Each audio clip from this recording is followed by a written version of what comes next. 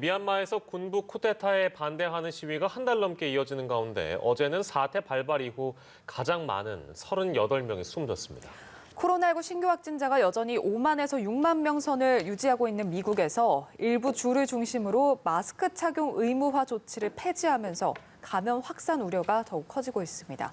밤사이 들어온 글로벌 뉴스 김지수 기자와 살펴보겠습니다. 어서 오십시오. 안녕하세요. 참 안타깝습니다. 어제 38명의 소중한 목숨이 세상을 떠났는데요. 현재까지의 미얀마 상황은 어떻습니까? 네, 어제 하루에만 미얀마에서 쿠데타 발발 이후 가장 많은 38명이 숨졌습니다.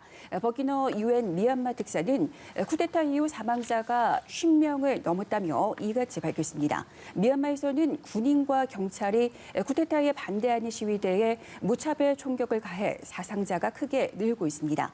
버기너 특사는 현 상황에 대해 미얀마에서 진짜 전쟁이 벌어질 수 있다고도 전했습니다. SNS에서는 19살 여성이 총에 맞아 숨진 모습의 사진, 앰뷸런스에서 내린 구급 요원들을 군인과 경찰이 마구 구타하는 동영상도 퍼져나가고 있습니다. 시위 상황을 보도한 내외신 기자 6명은 공공질서법 위반 혐의로 기소된 상태입니다.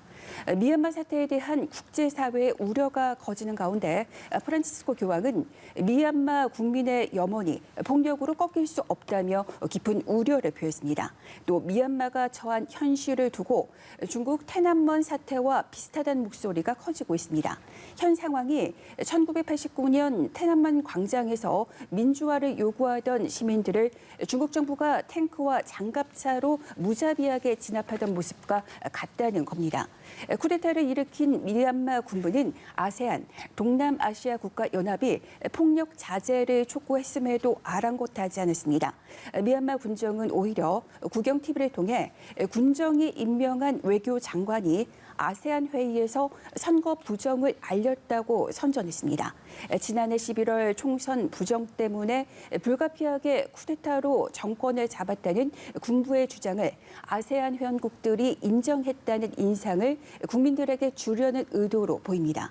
한편 아웅산 수치 국가고문 측은 특사에 이어 강요를 자체적으로 임명하는 것을 비롯해 군사 정권에 맞서고 있습니다. 네, 이번에는 중동 지역 문제 살펴보겠습니다.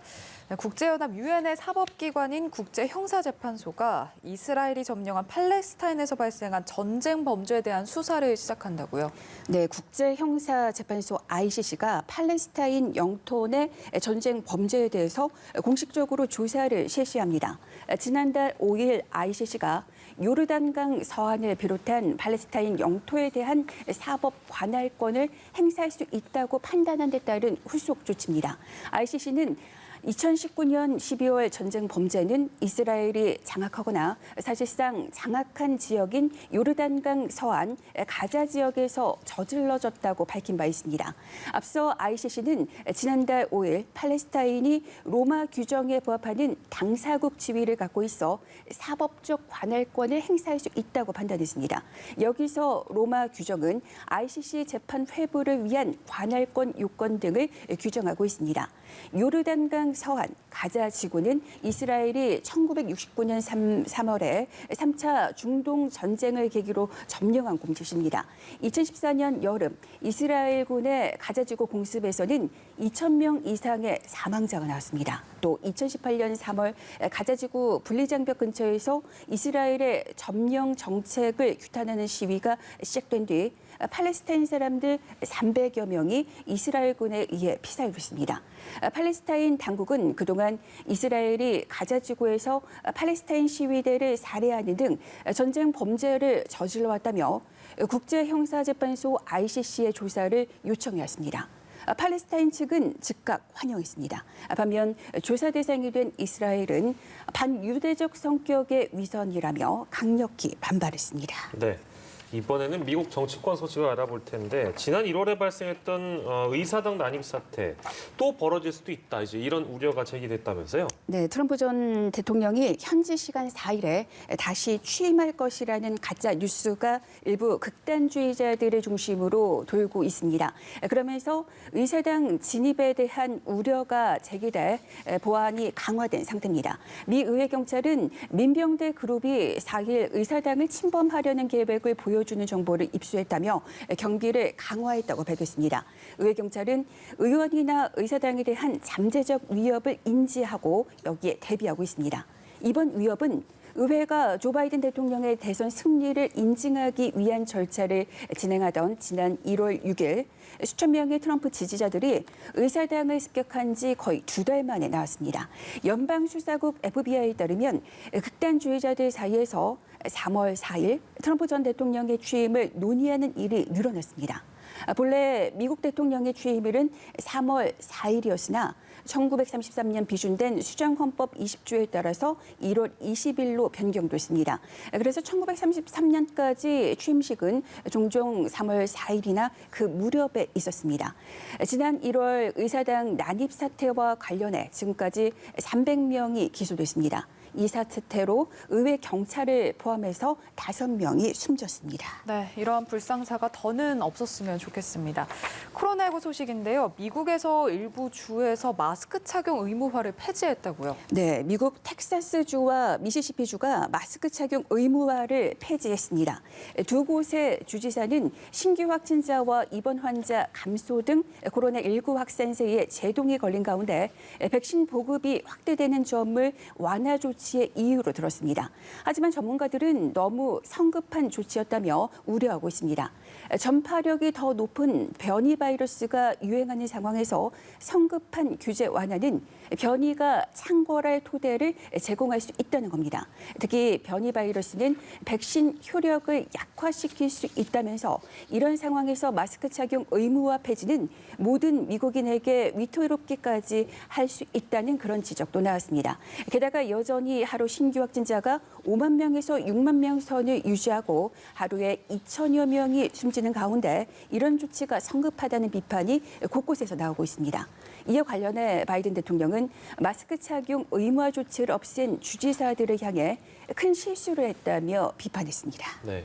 그리고 북한의 코로나 상황이 매우 심각할 거다. 이제 이런 우려는 많이 제기가 됐었는데 이번에는 유엔의 보고서가 나왔다고요? 네, 유엔 북한 인권 특별 보고관은 북한의 극단적인 코로나19 대응 조치가 인권을 침해하고 경제난을 약화시켰다고 지적했습니다.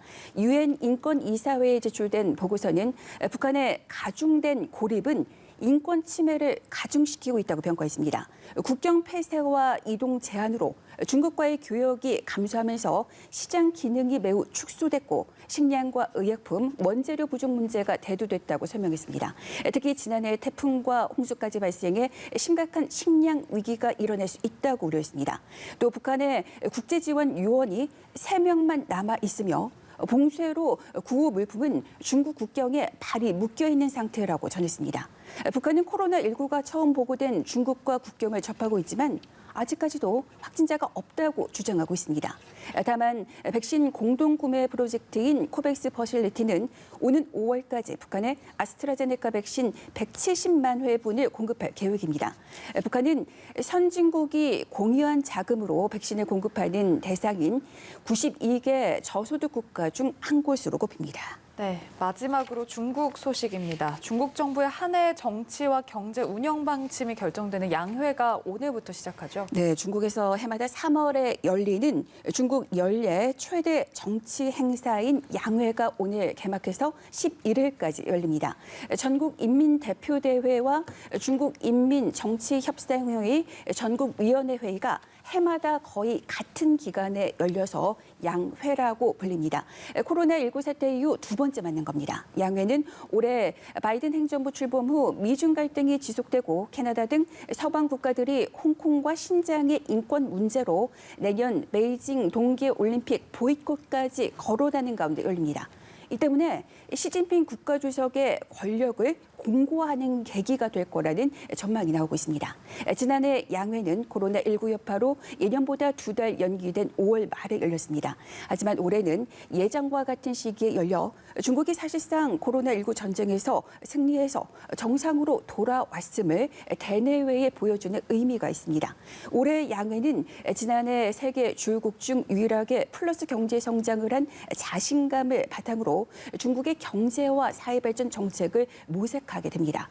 특히 올해는 홍콩에 대한 중국의 직접 통치 강화를 담고 있는 홍콩 선거제도 개편을 승인할 것으로 보여서 여기에도 눈길이 쏠리고 있습니다. 네, 여러 가지 소식들 오늘도 만나봤습니다. 지금까지 글로벌 브리핑의 김지수 기자와 함께했습니다. 고맙습니다. 맞습니다.